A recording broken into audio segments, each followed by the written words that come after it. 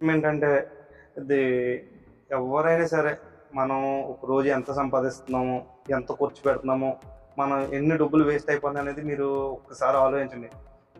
చాలామంది రూ. 1000 సంపాదించే వాళ్ళు ఉన్నారు. ఓకే. 2000 సంపాదించే వాళ్ళు ఉన్నారు. సో తాగడం అనేది కొద్దిగా మీరు లిమిట్ తగ్గిస్తే రేపనే రోజు చాలా ఉపయోగపడుతుందని నేను అనుకుంటున్నాను. ఈ రోజు వచ్చే రూపాయి రేపు రాదు.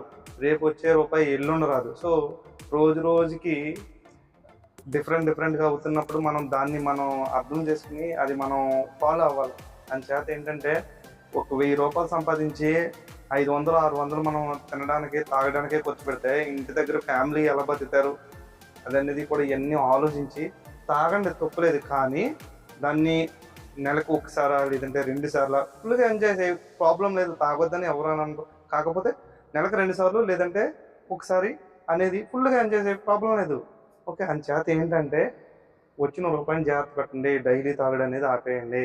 నేను చూస్తున్నాను బయట దేశాల్లో గానీ, ఇంటి దగ్గర గానీ చాలా చూశాను. ఇబ్బందులు పడేవాళ్ళు రూపాయి కోసం తింటాక లేక ప్రతీది ఇబ్బందులు పడేవాళ్ళు చాలా మంది చూసాను. సో అంచేత ఏంటంటే నాకున్న ఆలోచనలో కొద్దిగా మీకు షేర్ చేశాను. సో ఎంతమంది ఉపయోగపడుతుందనేది నాకు తెలీదు. సో అలాగని ఏంటంటే ఎదుటి వాళ్ళ కోసం పార్టీలోకొచ్చి డబ్బులు ఖర్చు పెట్టడం, లేదంటే వాళ్ళని ఇంటికి తీసుకొచ్చి పార్టీ ఇవ్వడం అనేది ఇటువంటియన్నీ మానేయండి. అంచేత ఏంటంటే వచ్చిన రూపాయిని జాగ్రత్త పెట్టి మనం ఏమి సంపాదించి ఏమి నిలబెట్టామనేది ఆలోచించి చేయండి. ఓకే. బాయ్.